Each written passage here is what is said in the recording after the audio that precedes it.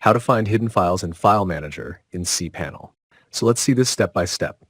First, log into your cPanel using the login details provided by your hosting company. Once you log in, you will land on the main cPanel dashboard. Next, in this page, click and enter File Manager section under File.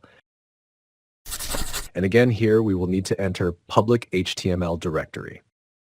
To view hidden files in cPanel, we need to click the Settings tab in the top right of the page. Next, in this pop-up, we need to select Show Hidden Files and save the changes made here. Now you can see the hidden files in File Manager in cPanel. To hide the file again, we need to click the Settings tab and deselect Show Hidden Files.